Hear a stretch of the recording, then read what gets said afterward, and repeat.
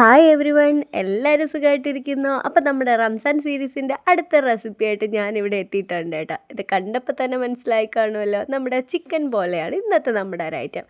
അപ്പോൾ രണ്ട് ടൈപ്പായിട്ട്, അതായത് നമ്മളൊരു ഫില്ലിങ്ങും അത് കഴിഞ്ഞിട്ട് ഒരു ബാറ്റർ റെഡിയാക്കി എടുത്തതിന് ശേഷം ഇതുണ്ടാക്കുന്നത് കേട്ടോ. അപ്പോൾ ഇത് ഇഫ്താറിന് ഒഴിച്ചുകൂടാൻ പറ്റാത്തൊരു ഐറ്റം കേട്ടോ. എല്ലാവരും റെഡിയാക്കി വെക്കുന്ന ഒരു ഐറ്റം കൂടിയാണ്. അപ്പം നമുക്കിതെങ്ങനെയാണ് ഈസി ആയിട്ട് പെട്ടെന്ന് റെഡിയാക്കി എടുക്കുന്നതെന്നൊന്ന് നോക്കിയാലോ. അതിനായിട്ട് ഞാൻ ആദ്യം തന്നെ ഒരു കടായി അടുപ്പത്ത് വെച്ച് ഓയിൽ ചൂടാക്കുന്നുണ്ട് കേട്ടോ. അത് കഴിഞ്ഞിട്ട് ഒരു വലിയ സൈസ് സവാള എടുത്ത് ചെറുതായിട്ട് സ്ലൈസ് ചെയ്തെടുത്തിട്ടുണ്ട്. അതിൻ്റെ കൂടെ ഇഞ്ചി വെളുത്തുള്ളി ചതച്ചതുകൂടെ ചേർത്ത് കൊടുക്കുന്നുണ്ട്. നിങ്ങൾക്ക് ഇഞ്ചി വെളുത്തുള്ളി പേസ്റ്റ് വേണമെങ്കിൽ ചേർത്ത് കൊടുക്കുക കേട്ടോ. അപ്പോൾ അതൊന്ന് ഒരല്പം ഒന്ന് വാടി വരുമ്പോൾ നമുക്ക് അതിലോട്ട് പൊടി ഐറ്റങ്ങൾ ചേർത്ത് കൊടുക്കുക. അതായത് ഒരു 1/2 ടീസ്പൂൺ മഞ്ഞൾപ്പൊടി ചേർത്ത് കൊടുക്കുന്നുണ്ട്, ഒരു 1/2 ടീസ്പൂൺ മുളക് പൊടി. എൻ്റെ എരിവുള്ള മുളക് പൊടിയാണ്, അതുകൊണ്ട് 1/2 ടീസ്പൂൺ മാത്രമേ ചേർത്ത് കൊടുക്കുന്നുള്ളൂ. നിങ്ങൾക്ക് എരിവിനനുസരിച്ച് അത് മാറ്റം വരുത്താം കേട്ടോ. അത് കഴിഞ്ഞ് ഒരു 1/2 ടീസ്പൂൺ കുരുമുളക് പൊടി, 1 ടീസ്പൂൺ മല്ലിപ്പൊടി ചേർത്ത് കൊടുക്കുന്നുണ്ട്, ഉപ്പ് ചേർത്ത് കൊടുക്കുന്നുണ്ട്, പിന്നെ ഗരം മസാലയും കൂടെ ചേർത്ത് ഇവരെ നന്നായിട്ടൊന്ന് മിക്സ് ചെയ്തെടുക്കാം കേട്ടോ. ഇവരൊന്ന് മിക്സാക്കി ഒന്ന് മസാല എല്ലാം ഒന്ന് മണം മാറി വരുമ്പോൾ ഞാൻ ഇതിലോട്ട് തക്കാളി ചേർത്ത് കൊടുക്കുന്നുണ്ട് കേട്ടോ. ഒരു ടൊമാറ്റോ കൂടെ ചേർത്ത് നന്നായിട്ട് മിക്സ് ചെയ്തെടുക്കുക. ഇതൊന്ന് വാടി വരുമ്പോൾ നമ്മൾ ഉപ്പിട്ട് വേവിച്ച് വെച്ച് ചിക്കൻ മിക്സ് ചെയ്തത് ചേർത്ത് കൊടുക്കുന്നുണ്ട് കേട്ടോ. ഒരു ബൗൾ ചിക്കൻ എടുത്തിട്ടുണ്ട്. നിങ്ങളുടെ ആവശ്യത്തിനനുസരിച്ച് ഇതിൻ്റെ അളവിൽ വ്യത്യാസം വരുത്താം കേട്ടോ. അപ്പോൾ നോക്കി, ഞാൻ ഇതിനെ നന്നായിട്ട് മിക്സ് ചെയ്തെടുക്കുന്നുണ്ട് കേട്ടോ. ഈ മസാലയെല്ലാം ഇതിലോട്ട് പിടിച്ച് കിട്ടണം. ഈ സമയത്ത് വേണമെങ്കിൽ നമുക്ക് എരിവ് കുറവാണെന്ന് തോന്നുവാണെങ്കിൽ കുരുമുളകോ അല്ലെങ്കിൽ മുളക് പൊടിയോ നമുക്ക് ചേർത്ത് കൊടുക്കാം.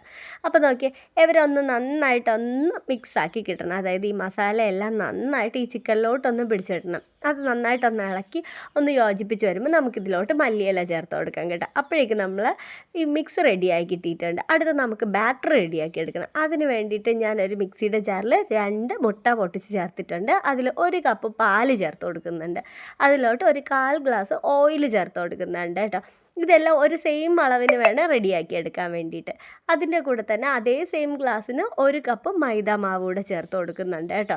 മൈദ മാവ് ചേർത്ത് നമുക്ക് ആവശ്യത്തിനുള്ള ഉപ്പ് കൂടെ ആഡ് ചെയ്ത് കഴിഞ്ഞാൽ നമുക്കിത് മിക്സ് ചെയ്തെടുക്കാം. ഇത് നന്നായിട്ട് മിക്സറിലിട്ട് ഒരടിയൊന്ന് അടിച്ച് കിട്ടുമ്പോൾ തന്നെ ഇത് നല്ലൊരു ബാറ്ററായിട്ട് കിട്ടും. അധികം അടിച്ച് പതപ്പിക്കണ്ട കേട്ടോ. ഇത് ഓയിൽ മുട്ട എല്ലാം കൂടെ ആയതുകൊണ്ട് മയണൈസ് രൂപത്തിലായിപ്പോവും.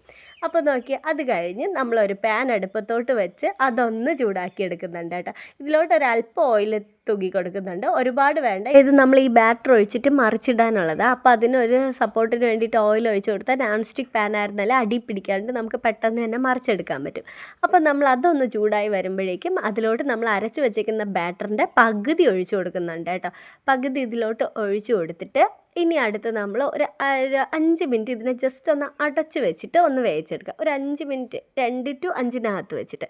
അത് കഴിഞ്ഞതിന് ശേഷം നമുക്ക് ഈ നമ്മൾ റെഡിയാക്കി വെച്ച ഫില്ലിങ് ഇതിലോട്ട് വെച്ച് കൊടുക്കാം കേട്ടോ. ഇതിലോട്ടൊന്ന് വെച്ച് കൊടുത്ത് ഫുള്ളായിട്ട് നമ്മളിതൊന്ന് ഫില്ല് ചെയ്തെടുക്കണം. നന്നായിട്ട് എല്ലായിടും എത്തത്തക്ക രീതിയിൽ നമ്മളിതിനെ ഒന്ന് സെറ്റ് ചെയ്തെടുക്കണം കേട്ടോ. ഈ സെറ്റ് ചെയ്ത് കഴിഞ്ഞ് കഴിഞ്ഞാൽ നമ്മൾ അടുത്ത് റെഡിയാക്കി വെച്ചേക്കുന്ന നമ്മുടെ മാവാണ് ഇതിലോട്ട് ആഡ് ചെയ്ത് കൊടുക്കുന്നത്, ഇതിൻ്റെ പുറത്തോട്ട്. അപ്പോൾ നോക്കിയാൽ ഇത് നന്നായിട്ട് ഇതിലെല്ലായിടും എത്തത്തക്ക രീതിയിൽ നമ്മൾ കൈകൊണ്ട് തന്നെ ഞാൻ സെറ്റ് ചെയ്ത് കൊടുക്കുന്നുണ്ട്. സ്പൂണിട്ട് വെച്ച് കഴിഞ്ഞാൽ ഈ മാവ് അത്രയും സെറ്റ് ആകാത്തതുകൊണ്ട് തന്നെ എല്ലായിടവും കറക്റ്റായിട്ട് കിട്ടണമെന്നില്ല. നിങ്ങൾക്ക് സ്പൂണോ കൈയോ ഉപയോഗിച്ച് എല്ലാം നന്നായിട്ട് സെറ്റ് ചെയ്തെടുക്കാം കേട്ടോ. അപ്പോൾ നോക്കിയാൽ ഞാൻ ഈ സമയത്ത് എല്ലാം സെറ്റ് ചെയ്തെടുത്തിട്ടുണ്ട്. ഈ സമയത്ത് വേണമെങ്കിൽ നിങ്ങൾക്ക് ക്യാപ്സിക്കം കട്ട് ചെയ്തൊക്കെ ആഡ് ചെയ്ത് കൊടുക്കാം കേട്ടോ. ഇതിൽ ചീസ് ചേർക്കുന്നുള്ളവർക്ക് ഇതിൻ്റെ പുറത്ത് ഈ സമയത്ത് ചീസ് കൂടെ ചേർത്ത് കൊടുക്കുക. അത് കഴിഞ്ഞ് ബാക്കിയിരിക്കുന്ന മാവും കൂടെ ഇതിൻ്റെ പുറത്തോട്ട് ഒഴിച്ചു കൊടുക്കുക കേട്ടോ. ഇത് ഫുള്ളായിട്ട് ഒന്ന് ഒഴിച്ചു കൊടുത്ത് കഴിഞ്ഞിട്ട് നമുക്ക് അടച്ച് വെച്ച് ഒരു സൈഡ് ഫുള്ളായിട്ട് ഒരു 5 മിനിറ്റ് മുതൽ 10 മിനിറ്റ് വരെ നമുക്കിതിനെ ഒന്ന് റെഡിയാക്കി എടുക്കാം. ഇതൊന്ന് റെഡിയാക്കി കഴിഞ്ഞ് കഴിഞ്ഞാൽ നമുക്കിതിനെ മറിച്ചിടാം. മറിച്ചിട്ട് വീണ്ടും ഒരു 5 മിനിറ്റ് റെഡിയാക്കുമ്പോൾ നമ്മൾ ആ സംഭവം റെഡിയാക്കി കിട്ടിയിട്ടുണ്ട് കേട്ടോ. അങ്ങനെ നമ്മുടെ ഇഫ്താർ സ്പെഷ്യൽ ചിക്കൻ പോലെ ഇത് റെഡിയായി കിട്ടിയിട്ടുണ്ട് കേട്ടോ. ചൂടോടെ തന്നെ നമുക്ക് സെർവ് ചെയ്തെടുക്കാൻ പറ്റിയൊരു ഐറ്റം കേട്ടോ.